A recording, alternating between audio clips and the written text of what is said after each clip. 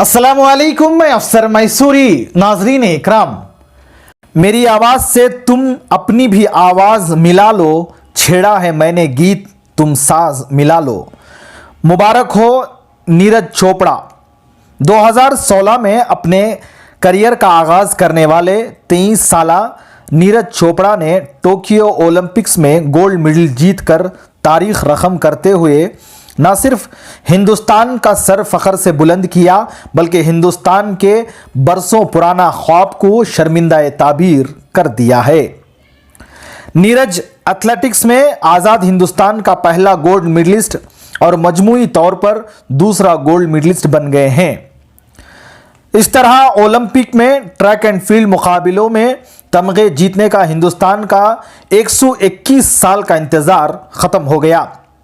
इस गैर मामूली कारकर्दगी के साथ ही नीरज ने टोक्यो ओलंपिक में जीतने वाले तमगों की तादाद को 7 तक पहुंचा दिया, जो तमगा हासिल करने के ज़मन में मुल्क की अब तक की सबसे ज़्यादा तादाद है।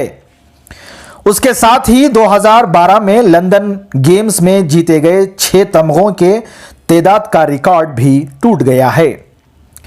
इस अजीम कामयाबी पर नीरज को सदर व नायब सदर, वज़ीर आज़म व दीगर वज़ारा आला से दानिश्वरों तक ने मुबारकबादियाँ दी। उसके साथ ही नीरज की अपनी रियासत यानी हरियाणा के वज़ीर आला ने नीरज को 6 करोड़ रुपए कैश और सरकारी नौकरी में क्लास 1 ऑफिसर की नौकरी देने का ऐलान कर दिया। दीगर ज़राए से भी इनामात की बारिश शुरू हो गई है।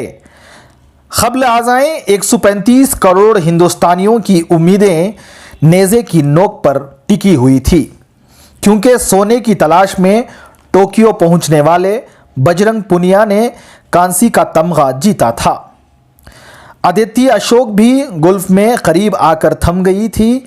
हॉकी में ख़वातीन के पीछे रह जाने वाली जज्बाती लम्हों में आंसू बहा गए और तमगों से चंद लम्हों के फासिले ने सबकी आंखों को नम कर दिया। 2008 में अभिमन्यु बंद्रा की बंदूक की नाली से निकलने वाली तलाई तमगा गुज़िश्ता कई बरसों से बहुत तन्हा महसूस कर रहा था। उस पर करोड़ों हिंदुस्तानियों की तौक़ात का बोझ बढ़ता जा रहा था। मीराबाई चानू ने बोझ बांटने की पूरी कोशिश की, लेकिन वो चांदी पर रुक गई। सिंधु की शटल से सिर्फ कांसा ही निकल सका। पहलवान रवि ढैया की सुनहरी उम्मीदें भी चांदी की चमक में बदल गई। लुलिना की मुक्के से दंग रह जाने वाला कांसा सुकून के साथ मुस्तकबिल की उम्मीदें भी दे रहा था। लेकिन सोना सोना है और सोने की चिड़िया रह चुके इस मुल्क हिंदुस्तान से बेहतर उसकी चमक को कौन समझ सकता है। तमाम कामयाबियों और नाकामयाबियों के दरमियान एक अजीब सी कैफियत हिंदुस्तानियों पर तारी थी। उन्हें कुछ बड़ा मिलने की ख़वी उम्मीद थी। खेल के इस अजीम मुकाबले में हिंदुस्तान के कौमी तराने की धुन सुनने की तड़प, तिरंगे को ऊपर से ऊपर तक देखने की बेताबी बढ़ती ही जा रही थी। सवाल बार बार ये लगा रहता है कि जब हमसे छोटे ममालिक ये कर सकते हैं तो हम क्यों नहीं। नीरज चोपड़ा के नेज़े या भाले ने हिंदुस्तान को सोने का तमगा दिलाकर ये साबित कर दिया कि आज़म उम्मीद हो तो कामयाबी यकीनी है। नीरज चोपड़े का तमगा न सिर्फ मुल्क के 135 करोड़ लोगों की उमंगों के लिए एजाज़ है, बल्कि ये तमगा इसलिए भी अहम है कि ये हिंदुस्तान में खेलों के हवाले से एक नई सकाफ़त की तरक्की में बहुत अहम किरदार अदा करेगा। नीरज ने वही किया जो हर हिंदुस्तानी देखना चाहता था।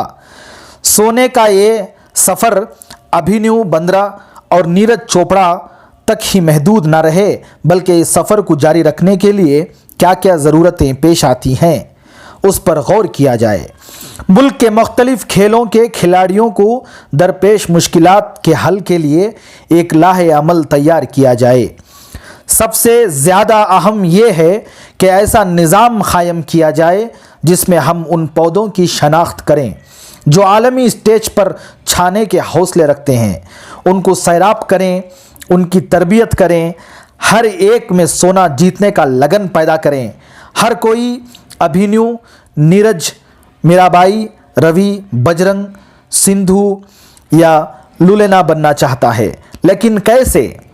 उसकी तैयारी करनी होगी। अगर ऐसा होता है और हुकूमत की खुसूसी नज़र इस जानिब होती है तो बहुत कम मुद्दत में हम मुल्क के दरवाज़ों पर सोने के तमगों के हार को सजा देंगे। उसी वक्त हम 7 तमगों से 70 तमगों का सफ़र तय कर सकेंगे।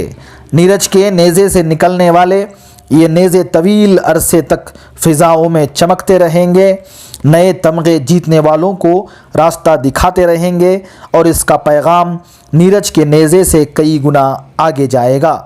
तमाम हिंदुस्तानी खिलाड़ियों और ख़ास तौर पर नीरज चोपड़ा को बहुत बहुत मुबारकबाद। मज़ीद उर्दू ख़बरों के लिए आप हमारे A to Z news Mysore को लाइक करें, शेयर करें और कमेंट्स करें और हमारे इस न्यूज़ चैनल को सब्सक्राइब करें और अगली ख़बर के लिए हमारा इंतज़ार करें। तब तक के लिए अस्सलामु अलैकुम व रहमतुल्लाहि व बरकातुहू।